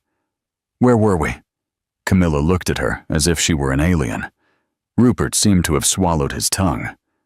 James realized that he had spent 3 years working alongside an extraordinary woman without even trying to get to know her. And the most disturbing thing of all was that Isabella didn't seem to notice the commotion she had caused. To her, all this was simply normal. The night had only just begun. But the rules of the game no longer existed. Isabella has just turned the tables on everyone. What do you think James's sudden realization will mean for Isabella? And for the firm? Share your thoughts below. Don't forget to like this video and subscribe to our channel. The consequences. On Monday morning, James arrived at the office 30 minutes late, and with a headache that threatened to split his skull. He hadn't slept well since the party. The images of Isabella in that red dress, speaking naturally in front of the cameras, repeated in his mind like a broken record. His secretary, Karina, was waiting for him with a pile of messages and a strange expression. Mr. Sterling needs to see this, she said, handing him her tablet. On the screen, a YouTube video showed Isabella entering the hotel ballroom. The title read, "The Assistant Who Conquered the Elite. Her Story Will Shock You." It already had over 200,000 views. How the hell? James sank into his chair. The video went viral last night. It's on all social media. The full interview also came out in the Global Times. James played the video. The camera perfectly captured the moment Isabella entered the ballroom and the silence that followed. Then it showed fragments of her interview with Grant, where she spoke of social projects with evident passion. The comments were overwhelming. What an incredible woman. I wish there were more people like her. Look at how the rich people look at her. They're green with envy. She really has true class. Did you see the blonde's face? Haha, pure venom. James's phone rang. It was Rupert. James, did you see the disaster? We need to talk. Now, 15 minutes later, the 4 senior partners were gathered in the boardroom. The atmosphere was heavy. This is a catastrophe. Rupert paced back and forth. Our firm looks like a nest of elitists who exploit their employees. The phone hasn't stopped ringing, added David Thorne, Camilla's father, a senior partner. Journalists, activists, even some clients asking what's going on. And all because of your brilliant idea of inviting the maid. Thorne spat. What were you thinking? James clenched his fists. Isabella isn't a maid. She's our executive assistant. Executive assistant? Rupert let out a bitter laugh. Since when does serving coffee make you an executive? Did you know she speaks 5 languages? That she coordinated international projects before working here? James stood up. Did you bother to read her CV even once? Her CV? Thorne looked at him with contempt. James, we hire people like her to do the dirty work, not to give us moral lessons. At that moment, the door opened. Camilla entered like a hurricane, her eyes red and her makeup smeared. This is a disaster, she cried. They're humiliating me on all social media. There are memes of my face, James. Memes! She dropped dramatically into a chair. My friends aren't talking to me. My stylist says it's better if I change my image because mine is already burned. All because of that woman. Camilla, calm down. James tried to touch her shoulder, but she pulled away. Don't touch me. This is your fault. You invited her. You allowed her to humiliate us. Rupert seized the moment. James, we have to take drastic measures. The firm's image is at stake. What kind of measures? Obviously, Isabella has to leave today. Fire her? For what reason? You need a reason. Thorne leaned back in his chair. Find something. Delays, errors in documents, whatever. But if you fire her now, Camilla intervened, wiping her tears. It's going to backfire. The media will make an even bigger scandal. Thorne smiled maliciously. Not if we do it right. A review of her work, some conveniently discovered errors, perhaps attitude problems. These things take time. James looked at these men he had considered his partners, even his friends. In their faces he saw something he had never noticed before. Fear. Fear that someone like Isabella could expose them for who they really were. No, he said softly. Pardon? No. We're not firing Isabella. Rupert straightened. James, don't be naive. This woman is destroying our reputation. Our reputation, or our hypocrisy. The silence was tense. Camilla looked at him, narrowing her eyes. Do you like that woman, James? The question fell like a slap. James felt all eyes on him. This has nothing to do with personal preferences. Then prove it. Thorne leaned forward. Prove that your loyalty is still with us. James looked out the window. Outside, the city continued its normal rhythm. But inside that office, something fundamental had changed. He could no longer pretend he didn't see the cracks that had always been there. His phone vibrated. A text message from an unknown number. Mr. Sterling, this is a journalist from BBC News. Could we speak about Isabella Clarke and the working conditions at your firm? James turned off his phone and looked at his partners. I need time to think. We're running out of time, Rupert retorted. Either she leaves, or this is going to get much worse. As he left the boardroom, James couldn't help but wonder how he had ended up there. A week ago, his life was predictable, comfortable. Now he felt like he was standing on the edge of a cliff, and someone had just lit the fuse of a bomb. The problem was, he no longer knew if he wanted to put out the fuse or simply jump. A CEO faces a moral dilemma, forced to choose between reputation and integrity. What would you do if you were James, caught between a rock and a hard place? Share your ethical insights in the comments. Don't forget to like this video and subscribe for the thrilling fallout. A necessary apology. 2 weeks after the restaurant disaster, James tried to maintain normalcy, but the fissures were evident everywhere. Isabella continued working as if nothing had happened, but now the other employees looked at her with a mixture of respect and curiosity that hadn't existed before. The ultimate test came on a Thursday evening. The partners had organized a dinner with potential Japanese investors at the city's most exclusive restaurant. Camilla insisted on accompanying James, as she always did for important meetings. "You need to project stability," she had told him while getting ready in their flat. "After all this scandal, clients need to see that you're still the same." But James no longer felt the same, and that night things spun completely out of control. It all began when they arrived at the restaurant. The Japanese investors were already waiting, along with Rupert and David. The introductions were cordial, professional. James thought perhaps the evening would pass without incident. He was wrong. Halfway through dinner, while discussing the details of a possible merger with an Asian firm, one of the Japanese casually mentioned having seen Isabella's video. "Very impressive, your employee, Mr. Sterling. In Japan, we highly value people who combine humility with excellence." Camilla put her glass down with more force than necessary. "Well, you know how these social media things are. Everything gets exaggerated a lot." The Japanese man looked at her with polite curiosity. "Exaggerated? But Miss Clark's achievements are documented. Her project in Paris was recognized by UNESCO." David coughed uncomfortably.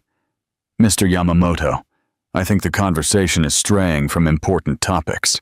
"On the contrary," another investor interjected. "A company that leverages talent regardless of social origin is exactly the kind of firm we want to work with." Camilla let out a forced laugh. "Please, you talk as if she's Mother Teresa. She's just another employee who got lucky with the cameras." The silence that followed was chilling. The Japanese exchanged glances. "Excuse me," Mr. Yamamoto said in a controlled voice, "but did you just minimize your colleague's professional achievements?" "Colleague?" Camilla laughed harder. "She's an assistant. Her job is to organize files and serve coffee. I don't see why we have to pretend she's something more." James felt the blood rush to his head. "Camilla, stop it!" "Stop what? Telling the truth?" She turned to him, her eyes burning with anger. "We're all pretending that woman is some kind of saint, just because she caused a scandal on social media. Camilla, please." "No." She stood up, clearly agitated. "I'm sick of this. Sick of everyone treating that intruder as if she's special. You know what I think? I think she's trying to steal my place." The Japanese watched the scene with barely concealed disgust. Rupert tried to intervene. "Camilla, perhaps you should—" "What should I do? Shut up while that woman destroys everything we've built?" She turned to James. "Or have you forgotten who's been with you all these years? Who supported you when you started the firm? Who's been at every event, every important meeting?" James slowly stood up. "Camilla, let's go. Now." "I'm not going anywhere. These gentlemen need to know the truth. They need to know that Isabella Clark is an opportunist who's using her sob story to manipulate everyone." Yamamoto wiped his mouth with his napkin and stood up. "Mr. Sterling, I believe this scene is over for us." "Mr. Yamamoto, please allow me to explain." "There's nothing to explain," the Japanese man said coldly. "In my culture, respect for employees is fundamental. What we have just witnessed tells us everything we need to know about this firm." The investors silently left, leaving the partners at a table filled with tension. Camilla remained standing, breathing heavily. "Perfect," she shouted. "Now, because of that woman, we lost a £1 million contract." "Because of that woman?" "No," James finally exploded. "Because of you. Because of your spoiled princess attitude that can't stand someone else receiving attention. Camilla looked at him as if he had slapped her. How dare you? How dare I? You know what, Camilla? You're right. Isabella Clarke is stealing something. She's stealing the illusion that we are better people because we have money. Rupert tried to calm the situation. James, we're all upset. No, James turned to him. You know what I found out this week? That Camilla has been using my name to close deals without my authorization. That she's been promising mergers and partnerships that I never approved. David paled. James, what are you talking about? He's talking about how he investigated me behind my back. Camilla lifted her chin defiantly. Yes, I used your name. Yes, I moved some contracts. So what? Someone had to make decisions while you were distracted playing social benefactor. Playing? James looked at her with a mixture of disgust and sadness. Camilla, we've been together 3 years. I thought I knew you. You know me perfectly. You just never liked what you saw. James was silent for a moment. Then, in a very calm voice, he said, You're right, and that ends tonight. He turned and walked towards the exit, leaving Camilla screaming his name in the middle of the city's most elegant restaurant. Outside, under the light rain that had begun to fall, James realized that, for the first time in years, he felt free. A public meltdown, a shocking confession, and a CEO finally breaks free. What do you think James will do now? That he's shed the weight of his past? Share your predictions in the comments. Don't forget to like this video and subscribe for the dramatic new chapter. A necessary apology. 3 days after the restaurant disaster, James found himself sitting in front of his computer at 5 in the morning, writing and deleting the same paragraph for the 10th time. Beside him, a cold coffee cup and several crumpled drafts bore witness to his internal struggle. Isabella had been absent since Monday. Karina had told him she had requested a few personal days, but James suspected Rupert or David had something to do with her sudden absence. The rumor in the office was that the partners were preparing a dismissal letter. The official version would be a staff restructuring. But everyone knew the truth. James finished writing and reread the document once more. It was a letter addressed to the city's most important newspaper, and he knew that once he sent it, there would be no turning back. At 8 in the morning, when Rupert arrived at the office with his usual air of superiority, he was met with an unpleasant surprise. His assistant handed him the morning newspaper with a worried look. On the opinion page, with a photo of James Sterling, appeared an article titled, A Necessary Apology and a Pending Reflection. Rupert read the first lines and felt his blood run cold. As a founding partner of Sterling & Associates, I feel the need to publicly address an exceptional employee and society in general to offer a long overdue apology.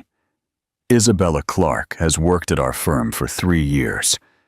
During that time, my partners and I treated her not as the capable professional she is, but as a second-class employee whose sole function was to facilitate our daily work. Last week's scandal was not caused by Isabella. It was caused by our inability to recognize the talent we had in front of us. It was caused by our class arrogance, our social blindness, our comfort with a system that benefits us at the cost of keeping others in positions that do not reflect their true capabilities. Rupert ran to James's office but found it empty. His assistant explained that he had arrived early. He had left some documents and then departed, yes, without saying when he would return. Rupert's phone rang. It was David. Did you see the newspaper? James has gone completely mad. I'm reading it now. This is a disaster. It's sinking us. Do you know how many clients have called this morning asking if it's true that we discriminate against our employees? Rupert continued reading. Isabella Clarke does not need us to defend her. Her achievements speak for themselves, but we do need to defend ourselves, from the moral mediocrity that allows us to sleep peacefully while we waste talent due to class prejudices. Therefore, effective today, Isabella Clark will be promoted to Special Projects Coordinator, with the salary and responsibilities she always should have had. I also announce my temporary withdrawal from the firm's daily operations to reflect on the kind of company we want to be and the kind of people we want to be. "He's crazy!" David shouted over the phone. "Special Projects Coordinator? He's giving her a position that doesn't even exist. Wait, there's more." Rupert kept reading. "To Camilla Hayes, who for years was my romantic partner, and with whom I believed I shared a future, I say that love cannot be built on the basis of contempt for others. Your reaction last week showed me a side of you that I had denied. To my partners, I remind you that a company is not just a business. It is a reflection of our values as human beings. And to Isabella, I apologize for the 3 lost years, for not having seen what everyone else saw from day one, that you are an extraordinary woman who deserves much more than this place has given you." Rupert dropped the newspaper. His phone kept ringing. David kept shouting over the phone, but he no longer listened. Meanwhile, in a small coffee shop in the city center, Isabella read the same article with trembling hands. Sophie was sitting opposite her, observing every expression on her face. "What do you think?" her younger sister asked. Isabella slowly folded the newspaper. "I think it's very easy to write pretty words when you have nothing to lose." "You think he's not sincere?" Isabella sighed. "I think James Sterling finally woke up. The problem is he woke up 3 years too late." Her phone began to ring. Unknown numbers, one after another. Journalists, television producers, social organizations. James's article had turned Isabella into a symbol. "Whether she likes it or not, are you going back to work?" Sophie asked. Isabella looked out the coffee shop window. Outside, people hurried to their jobs, each carrying their own invisible struggles. "I don't know," she replied honestly. "I don't know if I want to be James Sterling's redemption project." But deep down in her heart, something had changed. For the first time in 3 years, someone had truly seen her. The question was whether that was enough to build something new on the ruins of the old. Her phone rang again. This time, it was a number she recognized. It was James. Isabella stared at the screen for several seconds before deciding whether to answer or not. A public apology that shakes the foundations. Do you believe James's words are sincere, or is this just another calculated move? What will Isabella choose? Forgiveness or freedom? Share your thoughts in the comments. Don't forget to like this video and subscribe for the unexpected path ahead. Finding true worth. Isabella let the phone ring until it stopped. Then it rang again, and again. On the 4th attempt, Sophie looked at her exasperated. "Aren't you going to answer?" "I'm not ready for that conversation." But the phone continued to ring intermittently throughout the morning. Text messages, missed calls, even an email that Isabella deleted without reading. 3 weeks later, Isabella had found some peace in her new routine. Job offers had poured in by the dozens after James's article. Some were clearly opportunistic, but others came from serious organizations that valued her real experience. She had accepted a temporary position coordinating a digital literacy program for older adults. It didn't pay much, but it gave her the freedom to do what truly mattered to her. James, as she had read in the newspapers, had kept his word. He had temporarily withdrawn from the firm and was involved in several free legal education projects for low-income communities. Isabella had seen his photo in an article about a legal aid program in working-class neighborhoods. He looked different, thinner, less polished, as if he had exchanged his designer suit for something more real. The reunion happened by chance one Saturday afternoon at the Edinburgh Book Fair in the historic city centre. Isabella was at the stand of an independent publisher, browse a book on educational programs in Latin America. When a familiar voice said, "Is that any good?" Isabella turned around. James was beside her, dressed in jeans and a simple shirt, carrying a bag full of books. James, Isabella. They looked at each other for a moment that seemed eternal. He looked tired, but there was something different in his eyes, a peacefulness she didn't remember seeing before. "How are you?" he finally asked. "Well, working on things I like." "I'm glad to hear that." Isabella closed the book and put it back on the shelf. "I read about your new projects." "Oh, what do you think?" "It's easy to be generous when you have nothing to lose." James's smile faded. "You're right. But sometimes you need to lose everything to realize what you never truly had." Isabella studied him. There was no trace of the arrogant man she had known in the office. This Amante Chim seemed younger, more human. "Do you want to get a coffee?" he asked. "There's a cafe nearby that—" "I know the place." They walked in silence through the cobblestone streets of the historic center. The fair had filled the area with families, students, readers of all ages. Isabella watched as James casually greeted some street vendors, how he stopped to give coins to a street musician. "How long have you been coming here?" Isabella asked. "A few weeks since I started with the legal aid program. Many of our beneficiaries live around here." "Our beneficiaries?" James blushed slightly. "The program's beneficiaries. You know what I meant." Isabella smiled for the first time since they met. "Yes, I know what you meant." The coffee shop was small, noisy, full of students and local artists.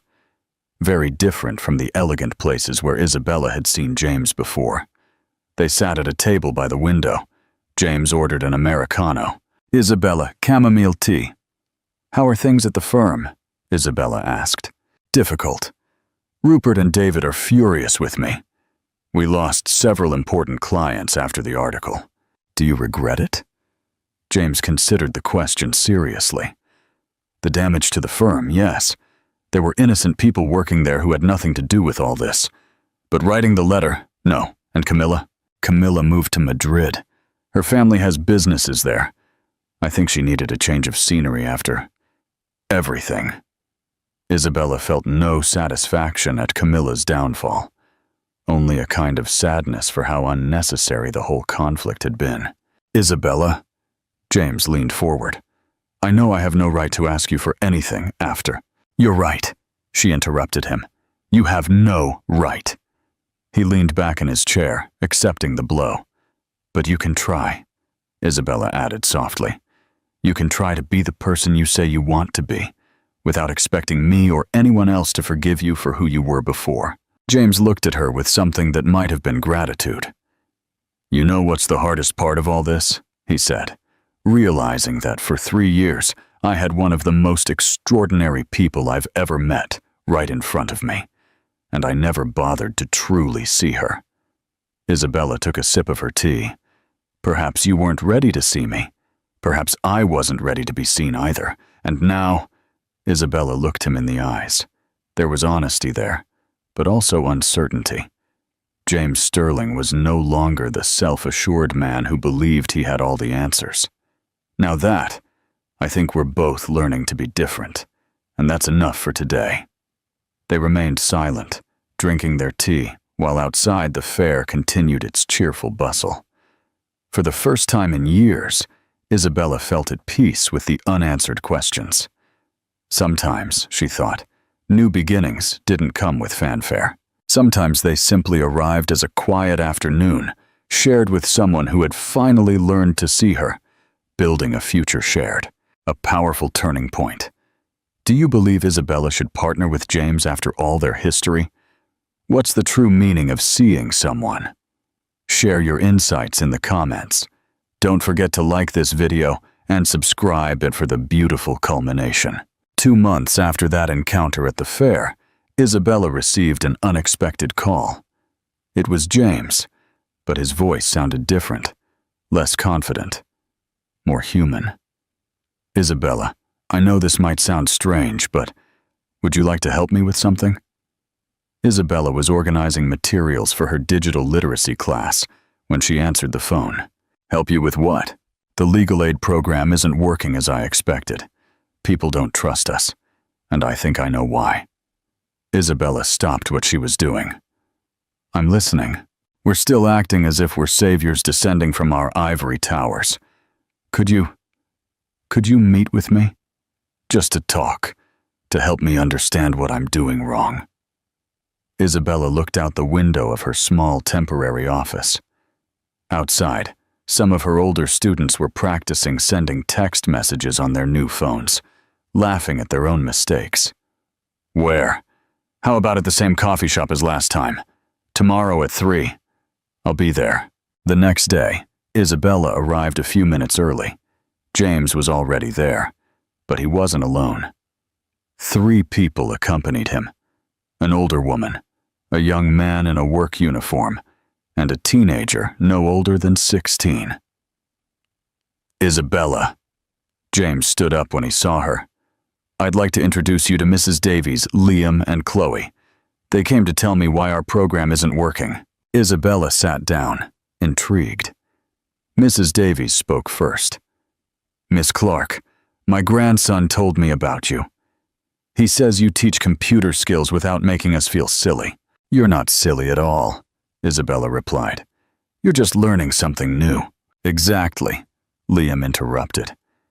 But when we went to Mr. Sterling's office about my problem with my boss, they made us fill out like 10 papers and talk to us in words we didn't understand. Chloe nodded. They scheduled appointments at 10 in the morning when my mom is working, as if we don't know that poor people can't just miss work like that. James looked genuinely embarrassed. That's why I invited them to talk to Isabella. She understands these things better than I do. Isabella looked at the 3 people and then at James. May I ask you something? What would you need for legal aid to truly help you? Mrs. Davies brightened. For it to be in the afternoons or on weekends, and in places we already go to, like the health center or the neighborhood school. And for them to explain things to us like normal people, Liam added. Not as if we're illiterate, but not as if we're lawyers either. And for them to understand that sometimes the legal problem is just one part of the real problem, Chloe said. My mom needs a divorce, but she also needs a job and childcare for my younger siblings. Isabella nodded, making mental notes. What if there was someone who knew both the legal problems and the other problems? Someone who could help you connect with different services. Mrs. Davies' eyes lit up. That would be perfect. Like a coordinator. Isabella smiled. Exactly, a coordinator. She turned to James, who had been listening in silence. What do you think? I think I need a coordinator, he replied without hesitation. Someone who understands the legal side and the human side. Isabella felt a tingling in her stomach. It wasn't the first time she had been offered a job, but this time it felt different. This time, she felt the offer came from someone who truly saw her. Are you offering me a job? I'm asking you to teach me how to do this right. The job is yours if you want it. But more than that, I'm asking you to be my partner. Partner? The program needs someone to make important decisions. Someone who understands the people we want to help. I can be the lawyer, but you would be the director. Isabella looked at Mrs. Davies, Liam, and Chloe. In their faces, she saw genuine hope, not the false gratitude she had learned to recognize in so many well-intentioned but poorly executed social programs. May I think about it? Of course. Think. After the others left, Isabella and James remained alone in the coffee shop. Why me? Isabella asked. There are people with more experience in legal aid. James looked her directly in the eyes. Because in 3 years of working with you, I never saw you treat anyone as if they were less than you, not even me when I behaved like an idiot. Isabella felt something stir in her chest. James, she began. I know I have no right to ask you to trust me after everything that happened, but I think together we could do something really good, something that matters." Isabella was silent for a moment, looking at her hands. "You know what's the hardest part of all this?" "What?" "That for the first time in my life, someone is seeing me exactly as I am, without projecting onto me what they need me to be, without trying to save me or use me to feel better about themselves." James extended his hand across the table, not touching hers, just offering it. When someone finally truly sees you, you no longer have to prove anything else. Isabella looked at his hand, and after a moment placed hers on top. "All right," she said softly. "Let's try." It wasn't a fairy tale ending. It wasn't a declaration of love. It was something much more real, and for that very reason, much more valuable. It was an honest beginning, a legacy of respect, a new partnership forged in honesty and mutual respect. What do you think this legacy of respect will truly mean for Isabella and James? Share your powerful insights in the comments. Don't forget to like this video and subscribe for the beautiful culmination, a legacy of respect. A year later, Isabella arrived at the office early, as always. It was no longer the small, borrowed room where the program had begun, but its own space on the ground floor of a building in the historic center. The walls were filled with photos, graduations from digital literacy courses, families reunited after resolving legal issues, children in scholarship programs. The program had grown beyond what anyone had imagined. It was no longer just legal aid, but a comprehensive center offering everything from computer classes to entrepreneurship workshops. Isabella had insisted that everything be free and that schedules be adapted to people's real needs. James arrived half an hour later with 2 coffees and a bag of sweetbread from Mrs. Davies' stall, the woman who sold on the corner and who had now resolved her pension problems, thanks to the program. "Good morning, Director," he said with a smile, placing one of the coffees on Isabella's desk. "Good morning, People's Lawyer," she replied, without looking up from the files she was reviewing. It was their morning routine. James brought the coffee. Isabella organized the day. They had developed a work dynamic that functioned perfectly because neither of them tried to be who they weren't. "How are this week's cases going?" James asked, sitting in the chair opposite Isabella's desk. "Mrs. Davies will finally receive her full pension. Liam managed to get the overtime he was owed. And Chloe," Isabella smiled. "Chloe decided to study law. Seriously, we got her a full scholarship at the public university. She says she wants to be like us when she grows up." James laughed. "Like us? Do you remember when we were boss and employee?" Isabella looked at him over the papers. "I remember when you thought you were my boss." "Touché." The door opened and Sophie entered, who now worked part-time in the program while finishing her social work studies. "Isabella, the magazine journalist is here. Shall I send them in?" Isabella sighed. Since the program had begun to receive national recognition, the media hadn't left them alone. They had rejected most interviews, but this one was for a serious educational magazine, The Vision. The journalist was young, enthusiastic. For an hour they asked questions about methods, funding, future plans. But in the end, as always happened, they got to the personal questions. "You two have an interesting history," they said.